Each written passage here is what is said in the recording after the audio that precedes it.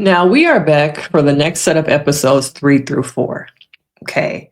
Now, I know y'all think that Georgia is a monster, the worst mom ever, even though she does have some narcissistic traits. And I said in my first set of recaps, she low-key a serial killer. Okay.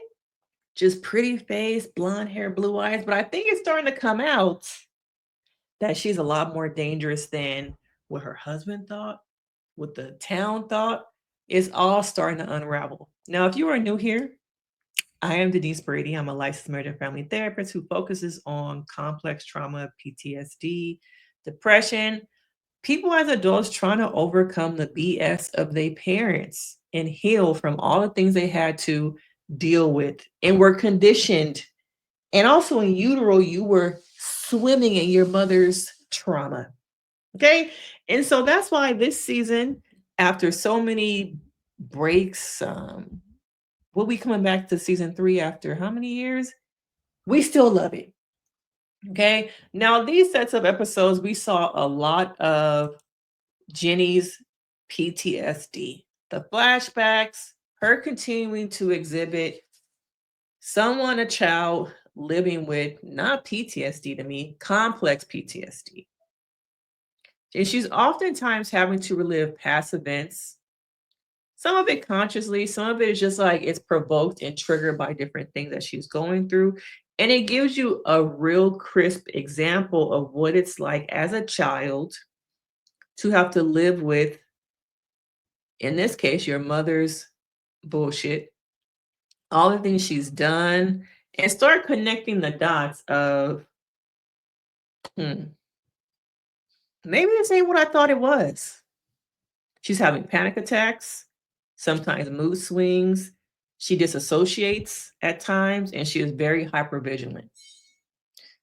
So we are seeing the progression of her mental health to me decline. And I think at times she's trying to enjoy the dance. She's trying to have a teenage life. She's trying to fit in, but her trauma won't let go. Because as much as in therapy, she's processing her SIB, also known as self-injurious behavior. I don't know if we really, seen her start to deep dive into her trauma. And let's talk about therapy a little bit. Because sometimes people do come to therapy and they want to work on things that are currently happening. And you might have a therapist who also is focused on current issues and problems. Okay. But you have to recognize, and I hope you guys learned today, that the current things you are going through always relate back to the past. It's always related to the past. So the anxiety you're having, the stress, your reaction to the stress, how you cope with it goes back to the past. And as much as I'm enjoying her go through therapy thus far, because I'm only on the first couple episodes, we do need to get to a point, girl, where you talk about the deeper stuff. And maybe we'll get there. No spoilers. Y'all been good so far about not giving me spoilers, okay? But even, as she's trying to enjoy the dance, she calls her mom. She calls her mom. It always goes back to my best friend, my mom. And I wonder if at times there's a lot of codependency happening in their relationship. They're codependent on one another. They've been by each other's side through so many different things, good, the bad. But also, is the son named Austin? Y'all know I'm not good with names. The son has been the one left out. And you're starting to see him have emotional reactions, act out at school, because he is harboring so much pain inside. And I think he's getting forgotten about. And even though it comes up in these episodes that, like, yeah, he knows your secret, he's been harboring your secret. Do we see the same attention given to him that we see given to Ginny? I don't really see it. I really don't. Okay. So let's get into this right here. Trigger warning, trigger warning, trigger warning, trigger warning. I could be wrong. I have not watched all the episodes. I've been enjoying my summer, y'all. I've been at the pool with my kids, so I'm a little slow on these episodes. Okay. But sometimes when I watch him and the scenes that they have together, it's giving 10 Reasons Why. Was that show 10 Reasons Why? 16, was it 16 Reasons Why? Something like that. Okay. I don't know. I'm concerned. Will he make it through the season? And his mother is interesting also to watch his mother try and do everything. She has good intentions. She's trying to help her son come out of depression, keep her son here. But I just don't know. I don't know. I just see like someone's mental health continuing to crumble, him drinking, the push and pull between different relationships. I don't know. Sometimes it's like, is he gonna make it through the season, or are we gonna have him not be here anymore? Make an attempt. I don't know, but I think it's great to see a lot of these different mental health aspects with him, with Jenny, different people. Okay. I also want to talk about how they're bringing to the surface of how teens deal with, struggle with gender, sexuality, trying to navigate friendships. And sometimes those friendships cross over to romantic relationships. Now we see her one friend. Let me try and pull up the cast, 'cause I can't remember all these names. Her one friend with the red hair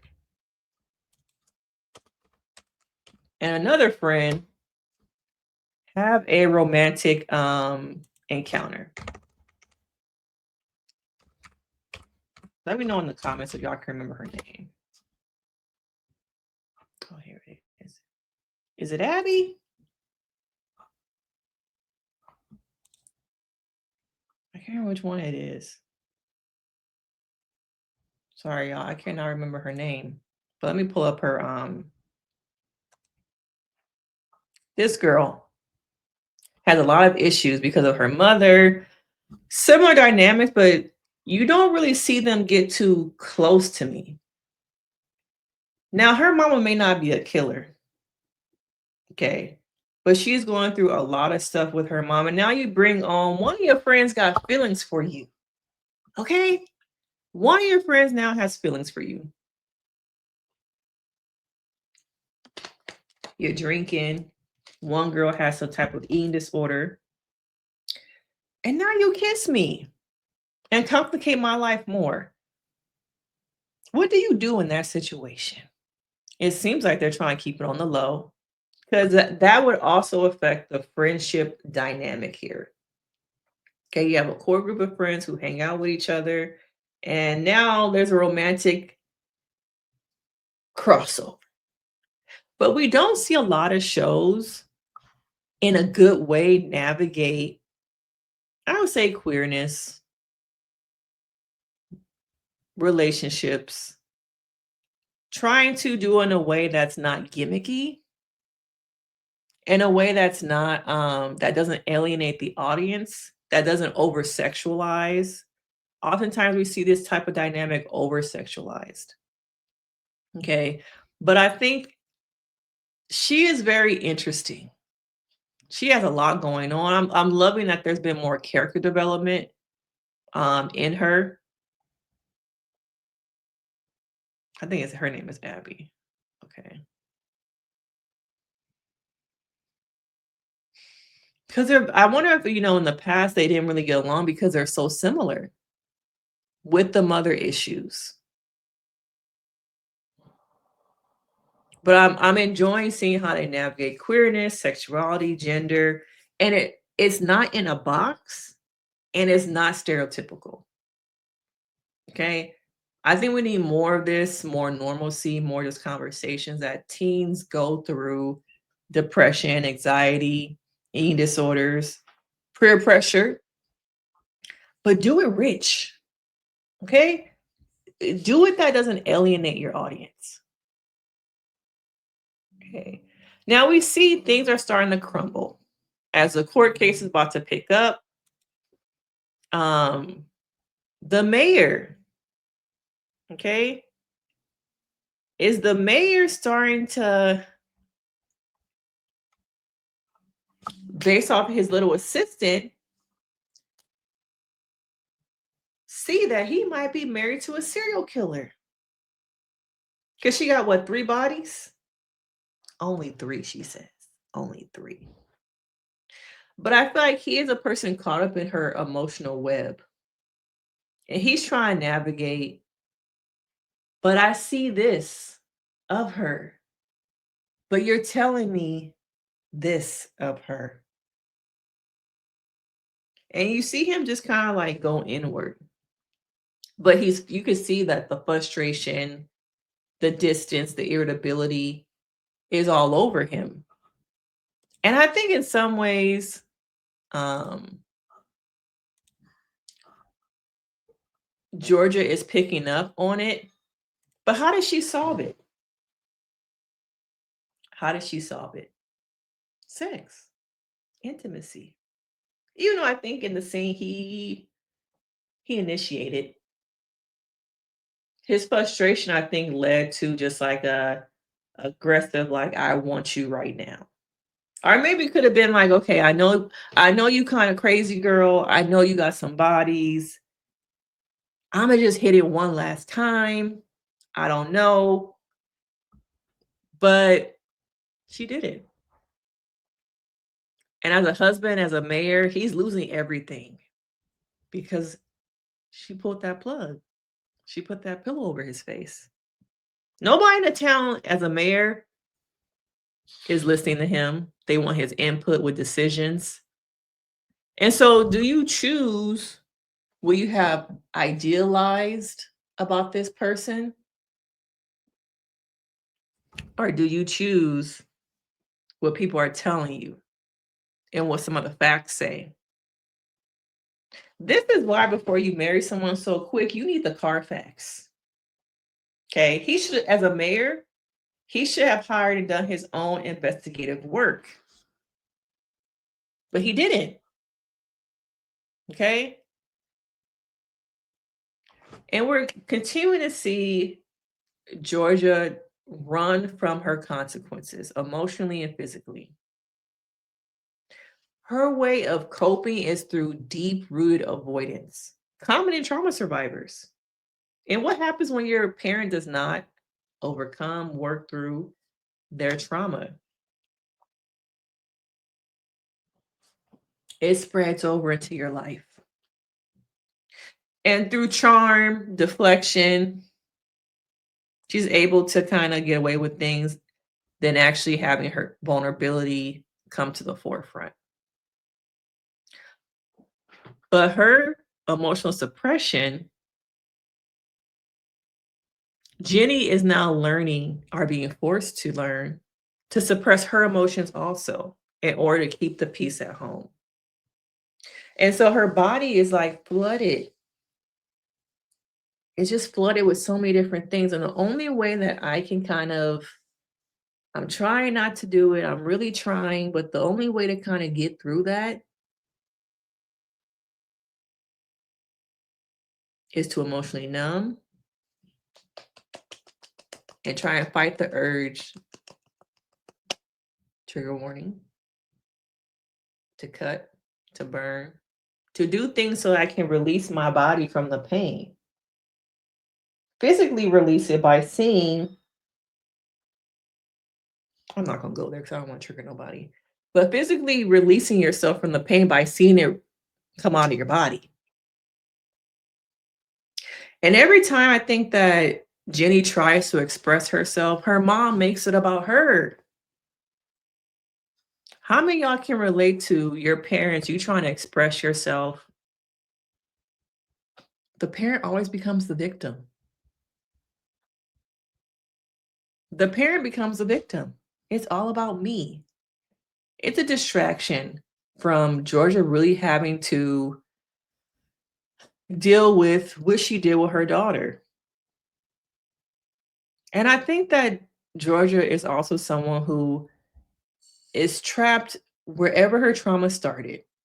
Now we're seeing flashbacks, but at a young age, she saw some things, dealt with some things, and now it's spreading over into her relationship with her kids. But as we get towards the end of, episode 4, I think Georgia began to feel the emotional consequences of her past, not just guilt, but moral injury, which damages a person's sense of self. She's trying to put on a good face. She's trying, but I think we're starting to see her kind of look around me. I got this ankle monitor on. Could I really go to jail, prison? Could she be dealing with some shame? And shame is not, I did something wrong, but I am wrong. Something both Jenny and Georgia to me really wrestle with is I am wrong. And I think for Jenny, the I am wrong piece, where it comes to moral injury and shame, I think comes from some of the flashbacks she's having due to her PTSD and having to confront maybe my role in these things. Even though I was a child,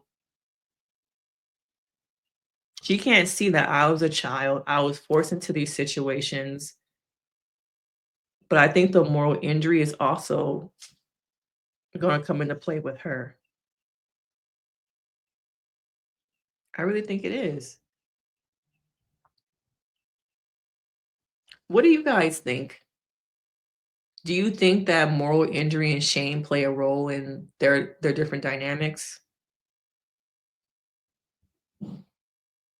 And one way that I think that Georgia's able to manipulate people is through gaslighting and emotional manipulation. Georgia continues to use gaslighting language. You're overreacting. It didn't happen like that, to control the narratives about her. And I think she's losing control of the mayor. I think she's losing control of her son, Austin, and she's losing control of Jenny. Manipulation has always worked for her, even with the baby daddy. It's seen as a way to protect her, but it has hurt everyone else and it undermines the trust necessary for healthy relationships. And so we see Jenny is now using this romantic relationship with the neighbor as a way to cope, just like her mama gravitates toward romantic partners for comfort, distraction, and validation. So this trauma bond that she has with the neighbor, it's a slippery slope. The same slippery slope that her mother has engaged in. And it's unfortunate to see in these episodes, Jenny turn to her mom. Now, I don't see the manipulation with the guy. I don't see that thus far. Maybe I missed those aspects. I don't see that. But I see the escapism and romantic partners. Choosing people who are emotionally unavailable, but they can give you the physical connection. It's just like, let's just be here in this moment to escape the noise. I want to run away from it all, but it's not healthy. And so we finally get to the court case and a bomb is dropped.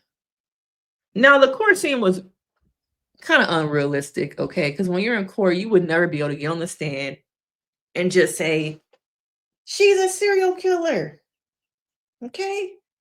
She's a serial killer. Have this dramatic, outlandish outburst. It would never happen like that, but it was good to watch. It was good to watch. Now, I'm looking forward to getting into these, next couple episodes. It's starting to get good. It was a little bit kind of slow, y'all. I wasn't sure if I was gonna come back. I know y'all want me to get to the end because everyone keeps saying the end is the best part, but we gotta get there too. But yeah, a lot of PTSD, complex PTSD, panic attacks, PTSD from your parent. A lot of people are living with PTSD from their parents. You may not even know it. Okay. So I want to know your thoughts. What did you learn about yourself? Are you enjoying these deep dives? Okay. Let me know if I should keep bringing them. All right. And I will see you guys in the next video. Bye.